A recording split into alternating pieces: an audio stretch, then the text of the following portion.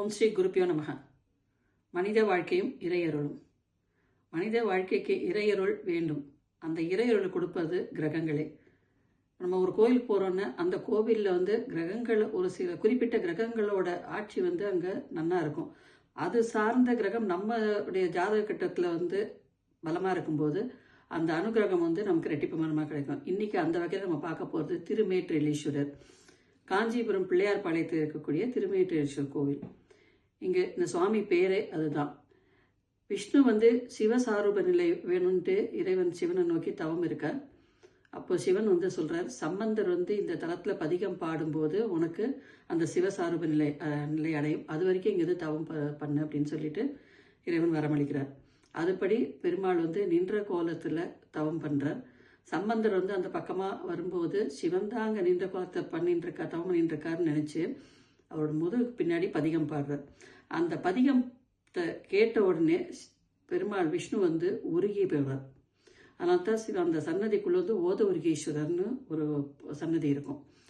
அந்த உருகலை பார்த்தேன் இன்றைக்கும் திருமேற்றலீஸ்வரருக்கு முன்னாடி பார்த்தீங்கன்னா 2 பாதங்கள் இருக்கும். ஏன்னா சம்பந்தர் பதிகம் பாடி முடிக்கும்போது பாதம் மட்டும் அப்படியே இருக்குது, பாக்கி எல்லாம் அப்படியே உருகி அவர் சிவசாரூப நிலையை அடைஞ்சிட்டார் விஷ்ணு. இதை தவிர இங்கே இன்னொரு சிறப்பு என்னென்னா, தட்சிணாமூர்த்தி கீழே முயலகன் இடது பக்கமாக தலை சாட்சி இருக்கிறது ஒரு விசேஷமான ஒன்று. இதை தவிர 100 ருத்ரர்கள், வீரபத்ரர், சிக்கண்டர், மண்டலாதிபதிகள் 116 பேர், குரோதர், இதை தவிர நவ கிரகங்கள புதனும் வழிபட்ட தலம் தான் இந்த தலம்.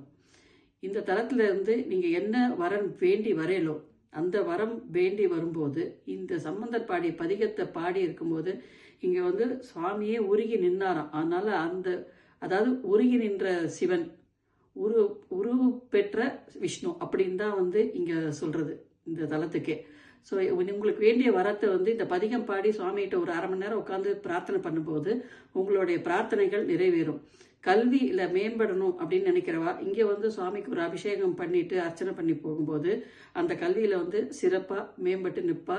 எத்தனை வயசானாலும் கல்விக்கு வயசு கிடையாது. இந்த மாதிரி ஒரு நமக்கு அறிவு சார்ந்த ஒரு பலன் கிடைக்கும் ஒன்று. இதை தவிர மேஷ ராசிக்காரா, இங்கே மேஷ ராசிக்காரா மேஷத்தில் சனி நீச்சம், சூரியன் உச்சம். இந்த சூரியன் சனி சேர்க்க தான் இந்த திருமேற்றலீஸ்வரர்.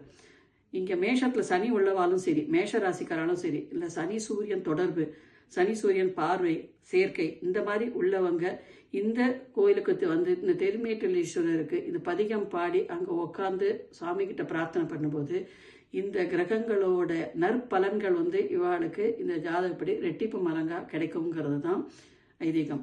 இந்த ஒரு கோவிலுக்கும் நமக்கு கிரகங்களோட சேர்த்து நம்ம ஏன் சொல்கிறோம் அப்படின்னா, இந்த அனுபவத்தை எங்களுக்கு சொல்லி கொடுத்ததே நெல்லை வசந்தன் சார் தான். அவர் தான் இதுக்கு அடித்தளம் போட்டார் அப்படின்றதே நமக்கு எல்லாருக்கும் தெரிஞ்ச ஒன்று. இப்போ சூரியன் சனின்னா கபாலீஸ்வரர் வரும், காரணீஸ்வரர் சூரியன் புதன் சனி வரும்.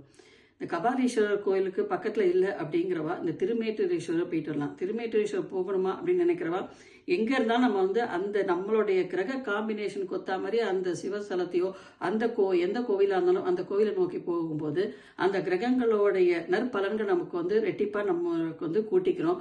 அதனால் நமக்கு நல்ல அனுகிரகங்கள் அந்த திசையிலும் சரி, அந்த தசா புக்தி வரும் நேரத்துலையும் சரி நமக்கு கிடைக்குங்கிறதுக்காக தான் இந்த திருமேற்றலீஸ்வரர் கோவிலை மேஷராசிக்காரருக்காக நான் எடுத்து சொல்லியிருக்கேன். ஒரு தடவை போயிட்டு வாங்க.